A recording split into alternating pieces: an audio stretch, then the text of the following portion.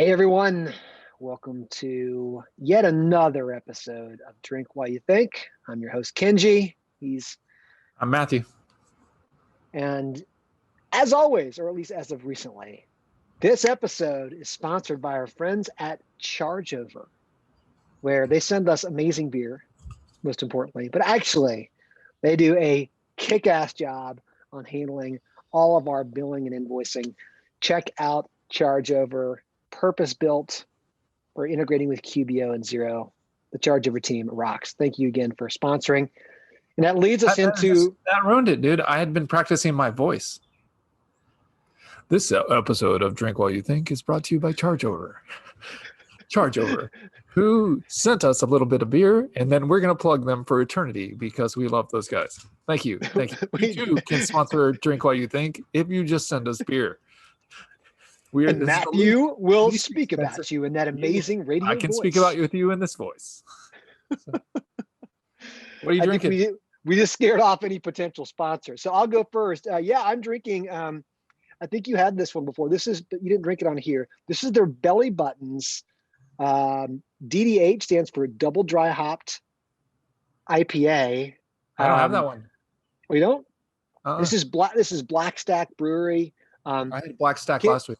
Yeah, and can you see the ABV on that? Maybe not. That's 10.4. 10.4. Look out, folks. It's coming in aggressive. I'm excited. Well, I pour mine, Matthew. Tell us what you've got from the Chargeover team. I've got False Pattern, which is from the other brewery, Modist Brewing Co. Modist is, I think, the one you did. It's a New England Pale Ale. And okay. I will drink before Kenji, as always, because I don't pour mine in a snooty glass. But see, look at that. Everyone wants to see that. Look, it's another one of these. I love that.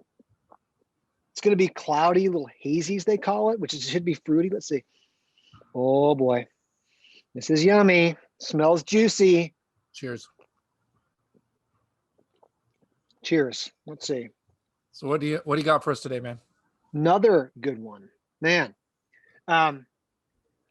Nothing like taking a beautiful day like it is here for you and me in Atlanta and some good weather and good times and just blowing it all apart by talking about some of our biggest fails. Now, just to put context, fails. Like we love talking about fails. Like we fail, make mistakes all the time. Any routine tasks we keep on our own plates over the history of Acuity is a huge fail. That's a huge fail. That's a huge fail for sure. We are the least reliable, recurring people that I've ever met in my entire life. With a recurring big component of our business, yes. Oh my God, I had a huge one this week. Oh my God. What would you have? Tell us a fail? I tried to close a sale. Okay. Oh boy. So, well, we have a process now. Well, I'm sure I didn't put the right notes in somewhere to not get to somebody to do the on. Dude, there is a reason why we are adding clients at a record pace, and it is our salespeople and not me, because they follow the system, they follow the process, they know it, they do it. But I had a crazy fail, and that meant teammates didn't know what they were going to do when they got assigned. It was bad. Yeah. So apologies to that client and the team members. It sounds like too. It sounds like you were. Yeah, I gotta give some people a call later.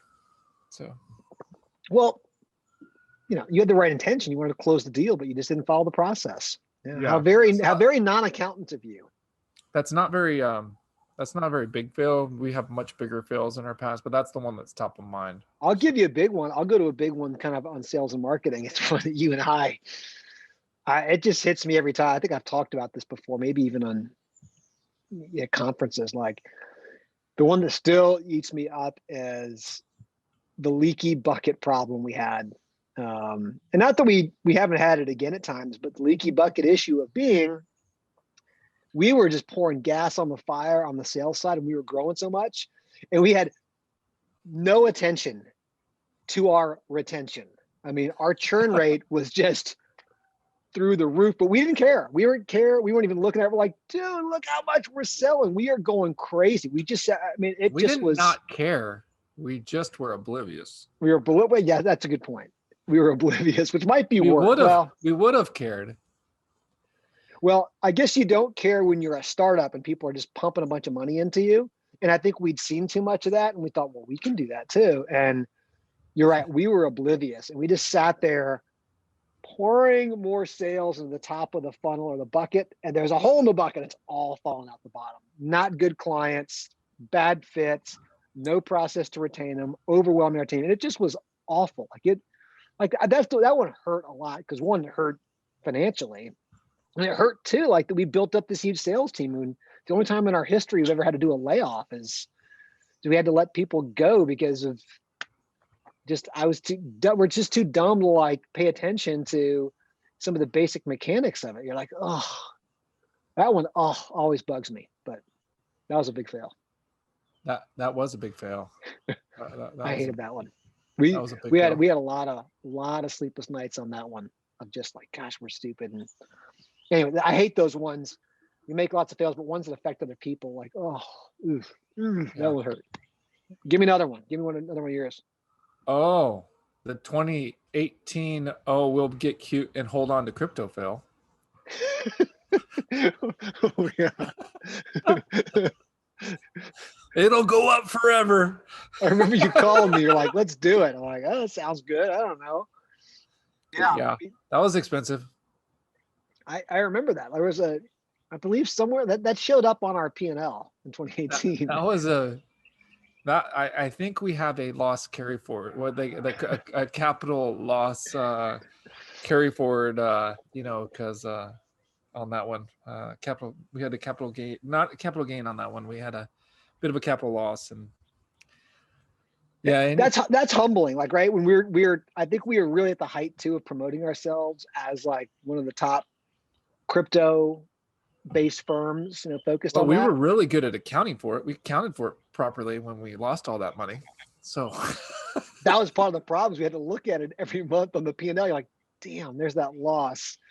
We're stupid. Why do we do that? We just, to your point, getting too cute. That was a good one. That was dumb. We just remind ourselves we're an accounting firm and not a hedge fund. So we don't need to hold. We can sell. We can accept crypto as payments. We'll just sell it. Got to do that later today. Oh yeah. So we get paid today. So I got to go sell some today so I don't make the same mistake again. So. I had another one too. I remember when we were first getting going kind of on sales and marketing, and someone had introduced me to the system Infusionsoft, and it's a great system. And I just remember like, it kind of dawned on me. I'm like, wait a minute, you can mass email people. Like you can just put them in this system and it looks like it's coming from a real person, like it's personalized. And so excited, like, wait a minute, but where do you get all the names to email people, right? Oh, you can buy these lists and things. I remember thinking, this is amazing. Like, we're just going to create this super sophisticated, like back in the early days of spam, sending out spam marketing, and just being like so excited because I think, and I wonder if, I'm sure we got labeled as spam. Other people were like upset. People were upset about it. Like, bro, stop spamming me. But I remember like, wait till people hear about the price we can do bookkeeping for them. I'm like, no one's going to label us as spam because like, we're really helping folks. And people were pissed. People were like not happy at all. And I remember just like thinking like, this is going to be so great. We're going to shove all these leads into a system, and out the other end is just going to pop all these people who are like, yes, I've been waiting to hear from you via email of this great accounting service. And now we got labeled as spam. Our domain reputation like just completely like plummeted. We were having trouble sending regular emails to clients because our email history was so bad because I'm sitting here pumping things through this system. That was, yeah, again, around the too cute, like good intentions. I didn't really I don't want to sell something to somebody who doesn't want it. I just was sure that everybody would love our amazing bookkeeping solution. And everybody would sign up online. Yep. Absolutely. Sign up online and just do that. I mean, I thought that would be fantastic, but no, that was not fantastic. That was a pretty big fail, actually. So, what else you got? Any more? Man. I got a kind of a funny one I just thought of, because I just talked to him, kind of Okay. calling him out on this. I was just on a thing with Gusto, so my buddy Will Lopez, and it probably wasn't. I hope it was. I don't think it was a fail in the execution, but we had a ZeroCon was here in Atlanta, and Will and I were doing a joint presentation at ZeroCon, and You were so hungover, dude. Will and I went out so hard the night before. But it was, for a guy like me who gets FOMO and gets excited seeing my friends and everybody. I mean, it was the perfect storm, right? You and I both were like, dude, all of our friends, all the people we care about, like other accountants, firm owners, like they're all coming to our like hometown. And so you just feel this desire to show them around, and you're excited because they're here. And we just went so hard that whole week. Like I would tell anybody right now, if you're a firm owner and ZeroCon or one of the conferences comes to your town, like just beware. Danger. That is dangerous, because we went out so hard that night, and we had to speak next day. You didn't even make the pub crawl the next. So did we do pub crawls 3 nights in a row? We did. I had this. It's the only ZeroCon I've ever skipped the closing events for, because I was in such bad shape from so many nights out, and plus I would have probably gutted my way through it, but you were staying with Marty too. I was staying at a friend's in town, closer, since I'm a little bit north side of town. The biggest issue was, it was Rochelle and I's 20th wedding anniversary. We were taking 2 weeks off to go over to the Dalmatian coast in Croatia, and we were leaving in like 2 days. And I just was like, it was a long trip over there. I'm like, I'm not going to make it. Like, I'm not going to make it. I'm going to ruin this amazing trip, or at least the front half of it, because I'm such bad shape. So I'm like, I had to go home. That was a fail. Hysterical. We got through, Will and I got through that like presentation. I think people thought it was fine, but he and I were hurting.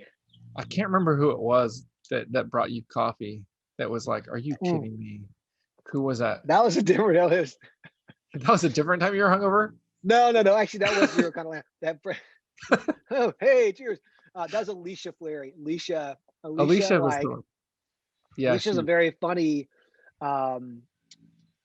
two sides of her personality, and that is big instigator. I've had many a fun night hanging with Alicia and a bunch of folks, but also she was there absolutely taking care of me the next day, like feeding like greasy biscuits and like coffee to me to prop me up. So thanks, Fleary.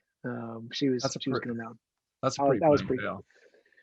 That one came out okay, but it's still like, oh, come on, dial it back. I mean, just settle it down a little bit. That was pretty good. Oh, I'm trying to keep them out of the people side fails, because I don't want to be like, I mean, really all the fails we've had with team members are really on us, from like just the wrong person in the wrong seat, in the wrong place. We've had certainly plenty of those, as we've been kind of overly optimistic. That's one. Oh, here's another good one. You remember when we were having some success with the outsourced bookkeeping, really early on, and we figure out how to fix price just the bookkeeping. And so we're like, oh, let's do the whole accounting function. Remember that one? Oh, that was not very good. I think I priced that one. I did. Okay, what was the price? I think, didn't you like do it was like $5,000 a month for the full accounting, like CFO, controller, and bookkeeping? I think that's and it just, and then the company was growing really fast, and they were venture backed, and then they were like, okay, well, if it's fixed fee, we want you here every day. And you're like, no. Well, wait a minute, time out. And then you had 3 team members on it, and trying to like communication between team members were generally like, we need to get better at. We were Yeah, I that scoped was that wrong. well, yeah, and also too, say not just scoping it wrong. I think we got so caught up in like, oh, we're really good at this. Like, wow, look what we did for bookkeeping. Let's just figure we can do this. We can just throw that package offering thing on top of any service and just kind of make it up as we went. And we had great people on it. But we were literally making up the pricing, like completely making up the pricing and scope. And that was a rough one. That was a rough one. I remember a big one. Oh, remember 401k? Yeah, we moved. So we had a simple IRA, and we must have had like 40 employees. And we were like looking at it, and everybody's like, "Oh, like we should really move to a 401k." Yeah. So we didn't, like, I hadn't done the math. Like, what happens if every single person opts in, like in the safe harbor for the 401k? So we launched our 401k plan, and we went from a $600 match to a $10,000 match a month in 1 month, because we switched from the simple IRA to the 401k. And then you told me the other day, so far we've contributed, the company match portion is now $500,000 that we've paid now. It's crazy. It was, I mean, it's one of those where not that that's a bad thing. It's like kind of like but like, man, that was not a time when we had a $10,000 a month. No, it was not. You can't walk that one backwards. Like, oh, sorry, we didn't mean to be that generous. I don't even know if I'd call it back of the napkin math, like, because there was not even a napkin, and there was not even like. No, we were like, somebody was like, oh, could we put a 401k in instead of the simple IRA? And we were like, sure, probably. Like that sounds right. That sounds like what you do when you get a little bit bigger versus some kind of weird IRA thing. So you do that, and you're like kind of expecting the same participation rates, which were really low. And then I think you forget is how motivated and incentivized these 401k companies are to get people on it. So from plan design to, we do auto enroll also of people. They have to opt out of it. And so we just saw participation rates go through the roof. And that's a good one. That's a really good one. Like it was like $10,000 a month that first month. And I think we almost cried. Oh, I know it. I mean, and it's the hard part about I'm glad we did it, but like, the hard part about that too is sometimes with benefits. I mean, I think people expect them. Like I've always had to.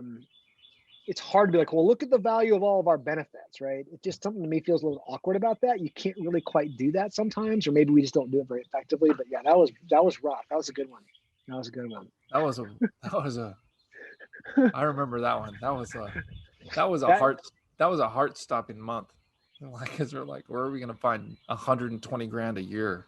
Right. That we're investing in our employees, which is the right thing. But like, wow, we got a little nuts. But it was unplanned.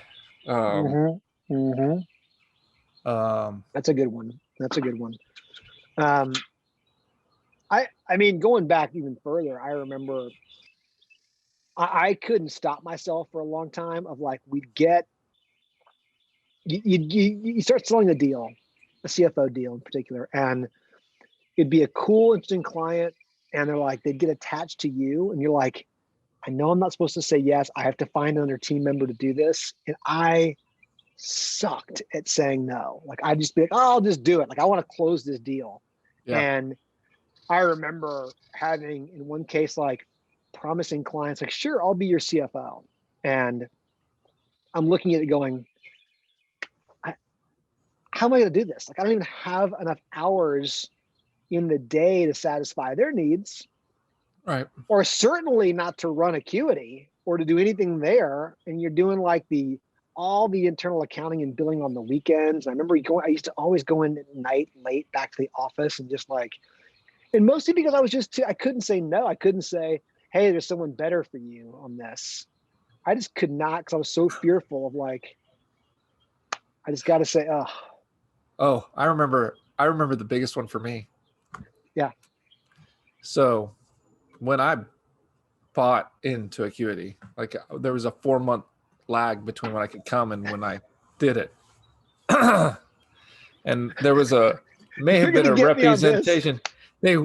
representation about how big Acuity was at that time. I think there was a future representation. Which was maybe true at when the we time. made the deal. But 4 months later, with Kenji running Acuity by himself, I got there my first week, and I still have the piece of paper. We I billed know. $9,000 our first week. $9,000. Let's see. Let's do the annualization of $9,000. It was about half your $500,000. normal. It was $500,000 about practice. half of what you had done for the previous 7 years average. That is true. That is true. You know, that was a heart-stopping fail for me. I had just left my partnership.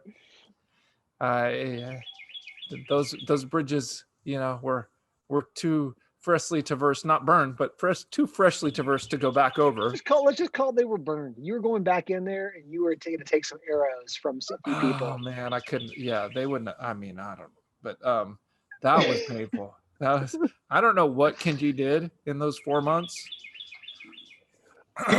Here's the fail on that. I'll tell you. Here's the fail on that one. What I did in those months, without calling out names, because this is really on me, was the ideas we had, and actually the ones you and I talked about a lot, we were excited about, around expanding the cloud-based accounting business and all kinds of things there, were right on. Like we knew we were onto something there. But while I was trying to get that going, I went to a couple team members who I don't think had any desire to really kind of help me run the business. They were really, really good team members, but they wanted to serve clients. And I tried to make them into kind of entrepreneurs without giving them any of the real benefit of entrepreneurs. Right. Certainly, there, and just saying, hey, I need y'all to go run this part of the business for me while I figure this other thing out.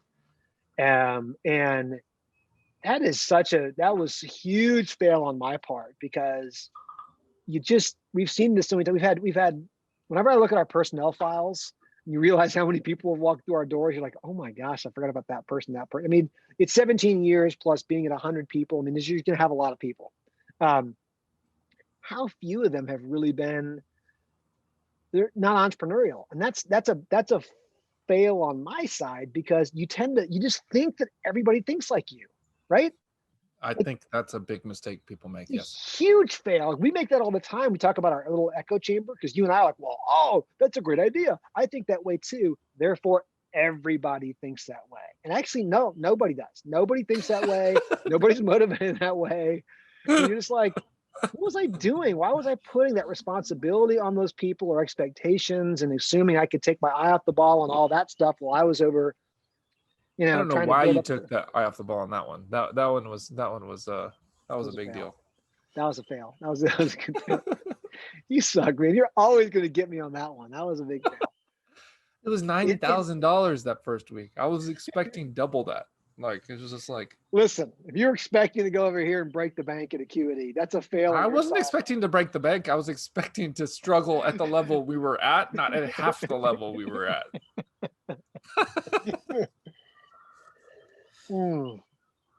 Okay, fair enough. What else? Any other good fails you can think of? I mean, there's lots of them. Some funny fails. Not protecting our desks at ATV after we built them.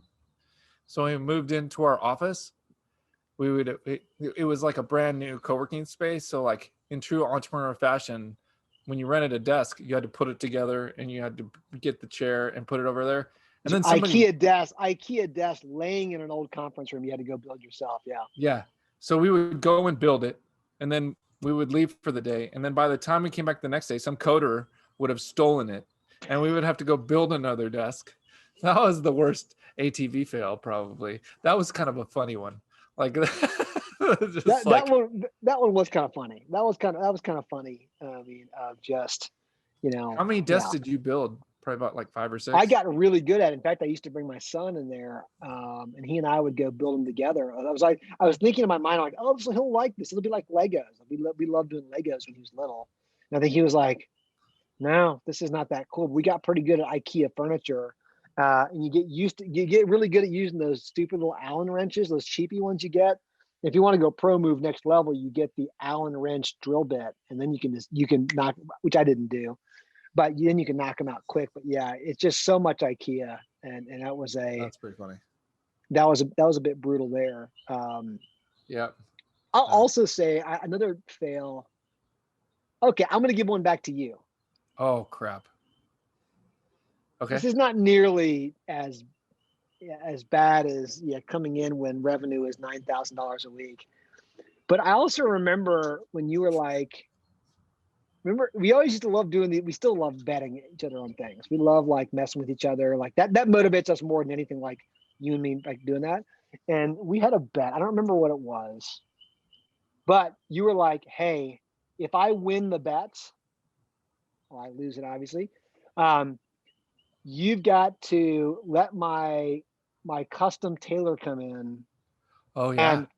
And get us some like shirts and suits and jackets. And I was like, I had to get you like dude, no offense. Like you can't buy off the rack. Like you're a skinny dude. You need something tailored to you. Like your shirts, the dress shirts you were wearing were crazy baggy. Dude, they were baggy, but I wasn't wearing those. I was like, I'm not even wearing them. I mean, I'm like, you were brand new at Acuity. You're still in the first year at Acuity. You probably said something like, "Hey, if we can increase the weekly revenue above 9,000, I think no. I think that was when we hit 2 million. We had to hit 2 million in revenue. We had to hit something, and you wanted that, and I'm like, "That's what you want." I'm like, "Yeah, that's what you want." But that guy came in, and I think if I were to look at all the things we bought of like shirts, maybe a couple pairs of pants, and like a jacket, I think across maybe I'll call it 5 items that we bought. I don't think it was 5. It was probably more like 7 or 8. 5 items we bought. I bet you I haven't worn the 5 items combined 5 times. No kidding. Oh, I love those shirts. What? See but see, like you were like, I haven't worn them in 15 months. You were coming out of the accounting firm environment. I was. I actually haven't worn them I probably have worn them 5 times in the last 4 years. Exactly. It's been a long time. No, that's not true.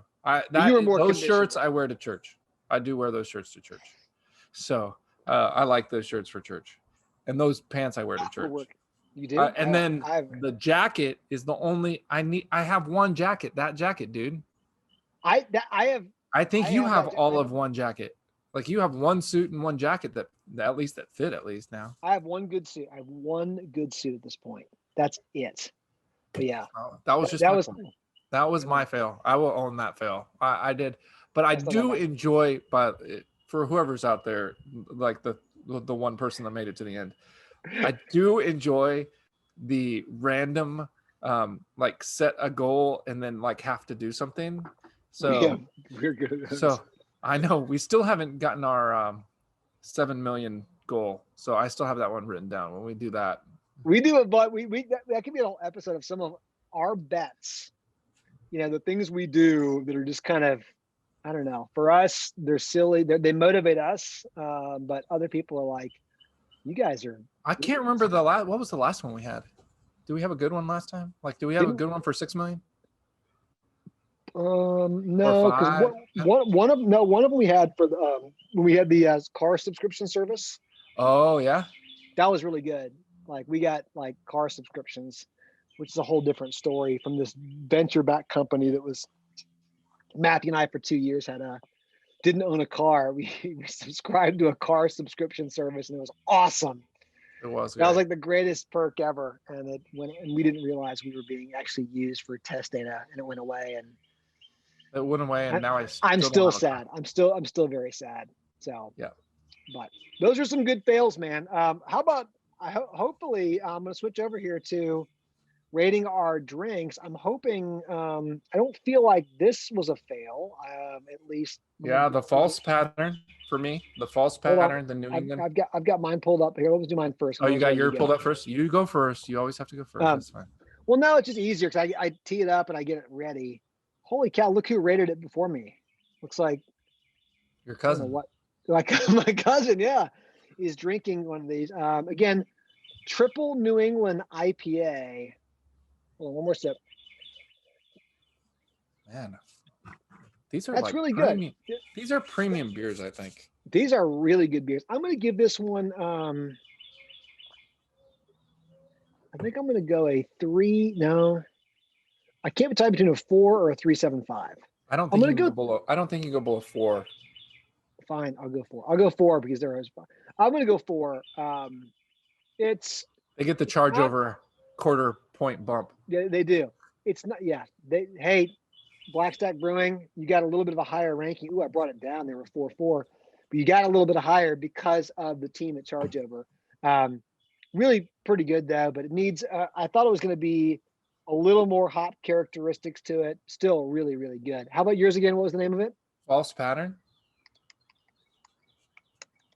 Here it is, Modist. These guys are solid too, man. Yeah, it's pretty solid. I'm gonna have to give them You're a gonna go 4 as 4. well. You're gonna go 4. This is not I do not like pale ales, and this is very, very good. So Do you think differently about pale ales compared to IPAs, or do you look at them just the same? Either hoppy. I look at them very similar, the same, but I would drink this again actually. So yeah. so that's But these are some, you're not kidding, man.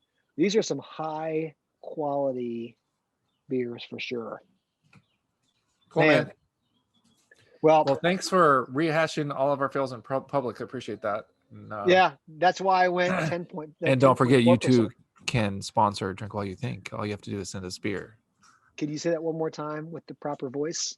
And don't forget, you too can sponsor Drink While You Think. All you have to do is send us beer. Perfect. Cheers, everyone. Don't forget to subscribe.